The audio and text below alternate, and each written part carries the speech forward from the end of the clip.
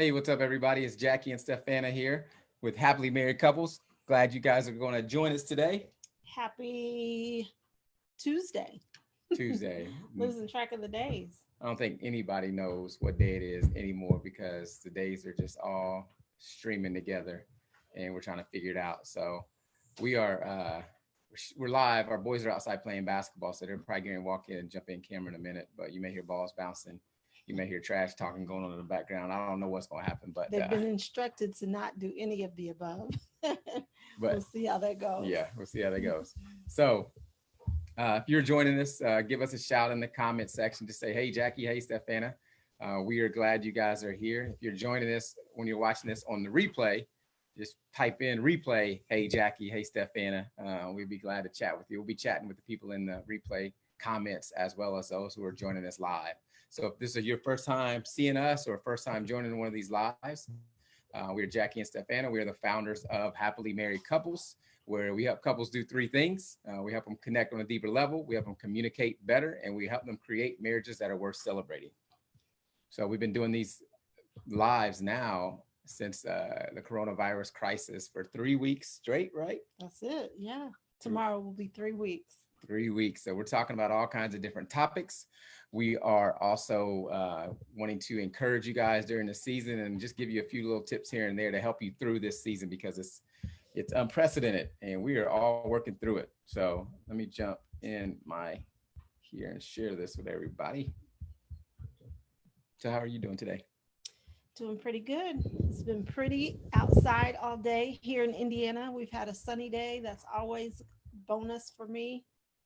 So yeah, pretty good. How about you? Good day. It's all right. I got some work that I want to do and I don't think I'm gonna get to it today. So that's on my mind right now. I'm trying to get that mental shift from the workday is over. It's now, we dedicate every night, every weeknight for sure during this, especially during this time when we don't have any evening activities. 6 to 9 is family time. So everybody is literally supposed to shut down what they're doing, come and join us, play a game, help out with dinner, go for a walk. Sometimes we watch a show. Tonight we'll probably watch Blackish because I think Tuesday is when it comes out. So we have a virtual dinner tonight. Oh yeah, well I forgot about that. So looking forward to that. So we're gonna hook up with another family with the whole family. Yep. And they got a big crew too. So we got our five and they got their seven. Mm-hmm. So it's gonna be some fun tonight. Let me share this real quick. So again, if you're joining us, let us know you're here by leaving a comment saying what's up to us. And if you know somebody needs to hear this tonight, we are talking about the ideal marriage. So what 2 words would you use to describe the ideal marriage? All right. If you got off the top of your head, let me hear what you think the ideal marriage is. And this is just words. This is not phrases. Just give us 1, 2 words max and tell us your version of the ideal marriage. And we'll share our version and what some other people have said as well. Yeah. I wonder if what we view as the ideal marriage today is different than what we thought of when we were getting married or before marriage. I don't think Jackie and I had a too big of a scope on what we thought about marriage because we didn't do a whole lot of thinking about marriage prior to it. And honestly, don't feel like that we came into it the way that we know now that you should. We weren't prayerful about who our spouse was going to be or any of that.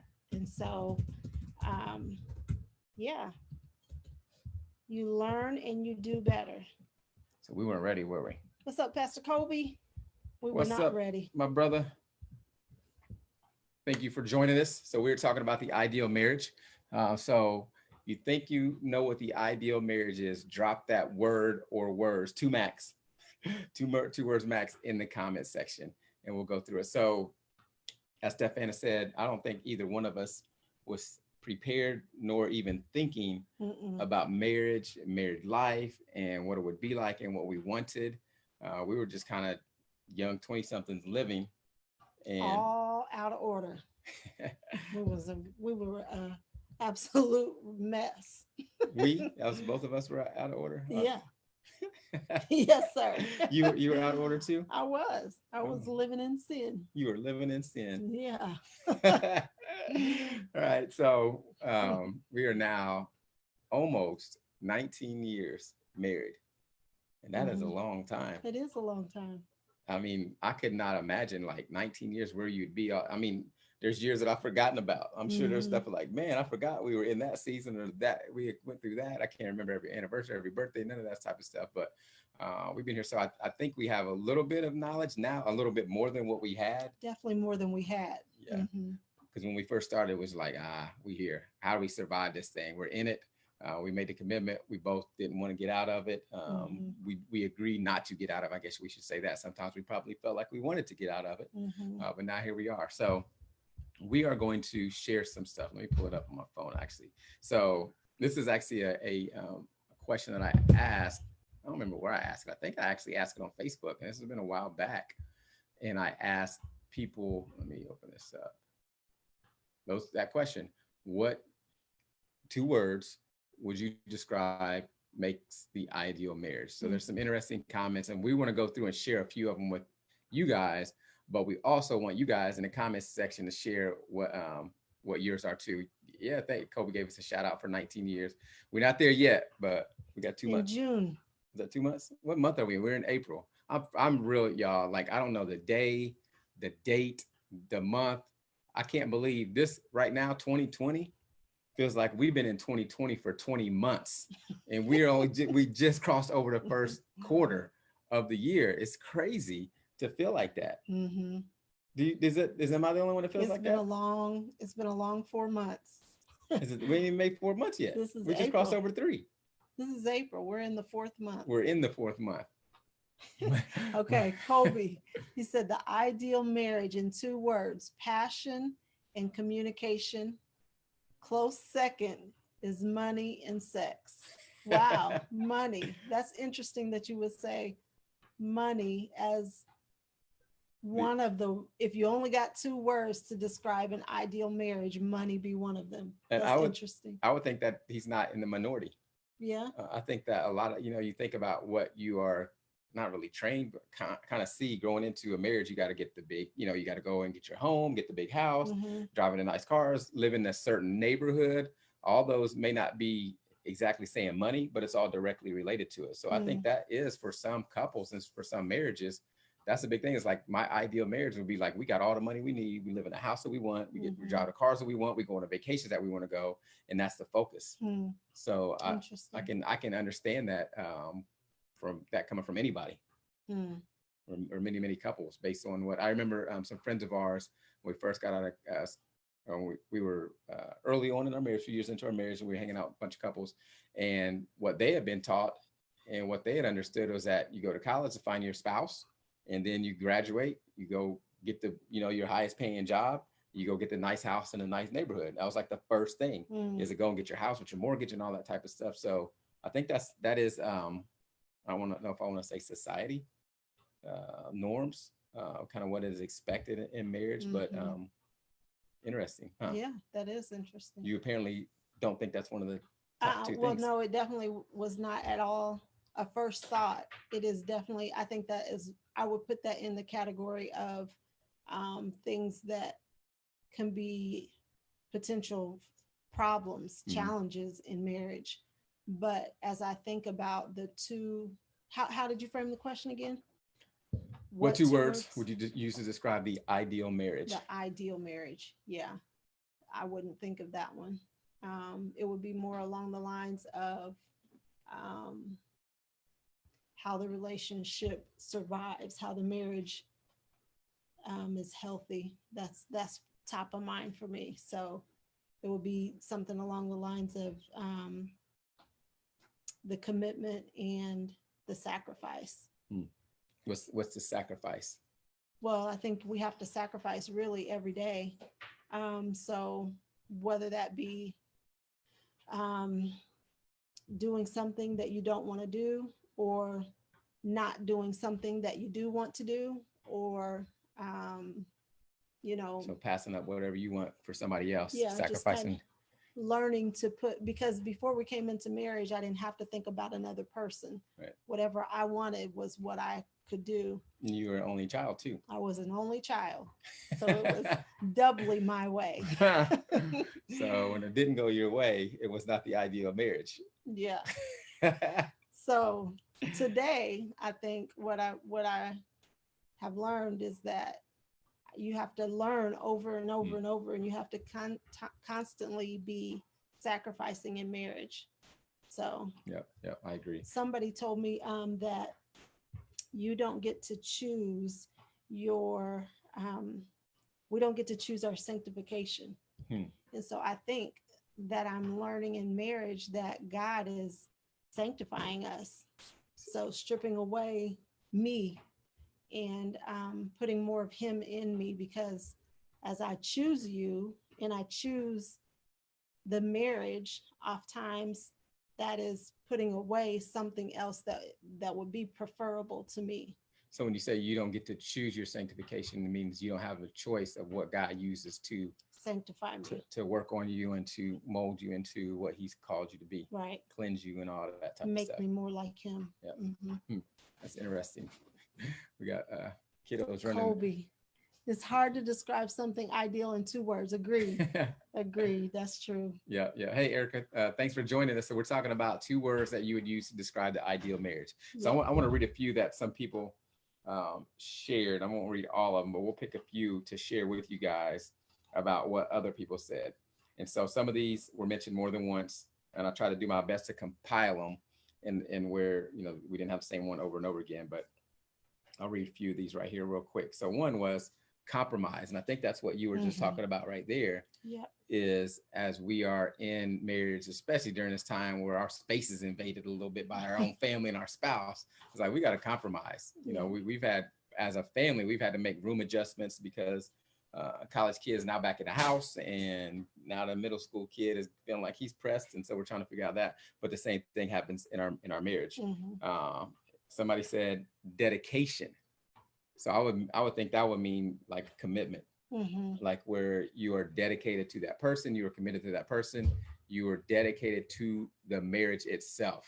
Because sometimes we can be dedicated to ourselves in the marriage, but not really dedicated to the marriage, if that makes sense. Say that again. You can be dedicated to you and your things, but not dedicated to the actual marriage. Meaning like, okay, this marriage is priority over this relationship or this thing or this dream or that desire. So kind of related. Here's a good one that I like. Humor filled. That's a good one. That's necessary. Yeah. So a marriage that has no humor and is kind of dry get kind of boring. Yeah, that's true. So you're thankful for me and all the spice that I bring to our marriage, huh?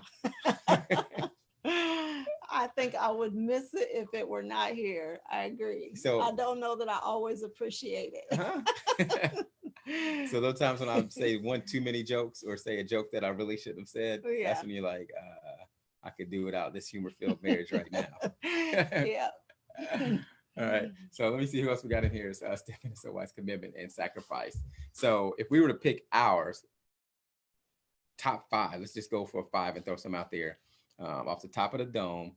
And we're looking at ideal. So if you were to write your story and say, here's what I want my marriage to be, take us back 19, 20 years or whatever. Here's now, you know what you know now, not the way we were coming into marriage.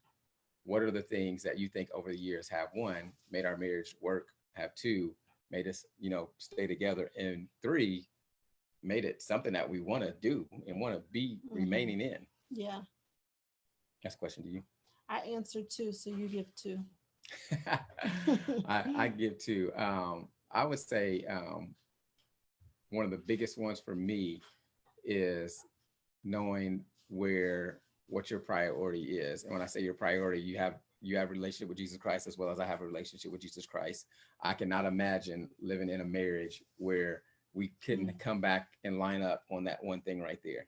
That's very true. Couples who have different faiths, different religion, different religious beliefs and things like that.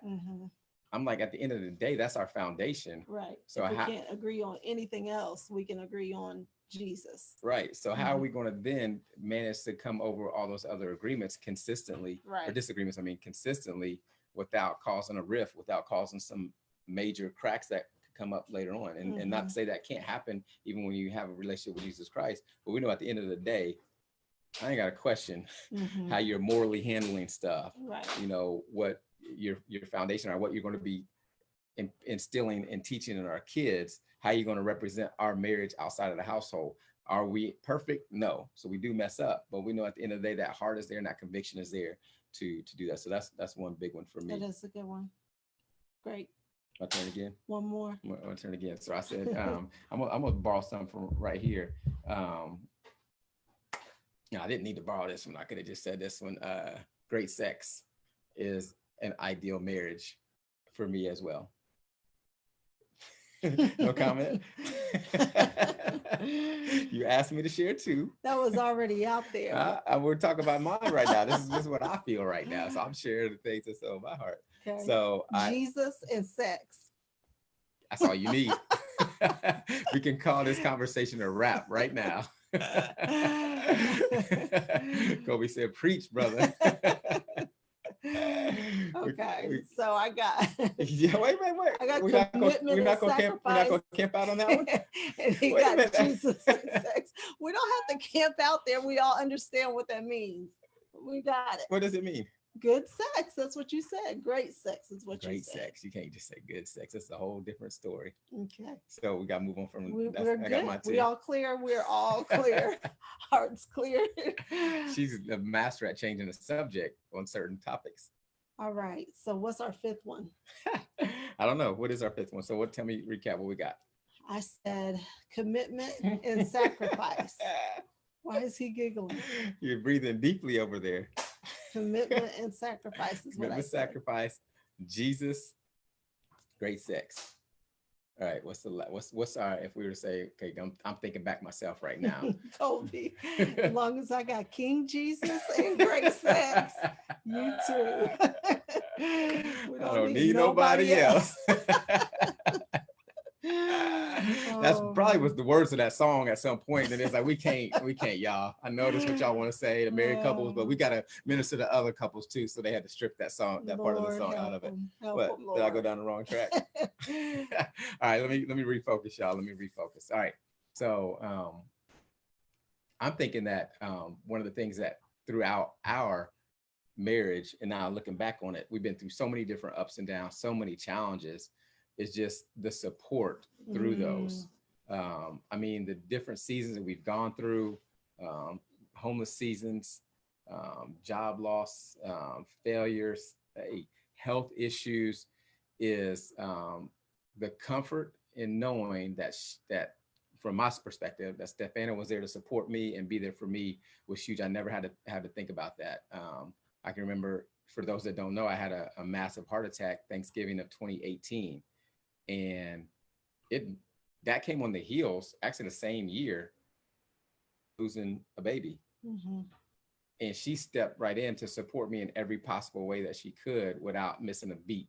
And I did not have to be concerned with that. I did not, and our the church too stepped up and allowed you to do some things to support me as well. But just that comfort, I can only imagine going through a situation like that, or the other situations that we went through, and not having the support, even when, not that this one was my fault, or even, in cases in the past where I've made mistakes, mismanagement of money, or just making wrong decisions that led us into some issues. I didn't have to worry about, okay, she's still going to be here to support me. I could go and fight that battle that I needed to kind of get us in a better situation, knowing that she was there. So I think that's a big one for me. I don't know if that's one for you as well. That might, take us on to 6 if you want to add something to that. No, I agree with that one totally. I think that is,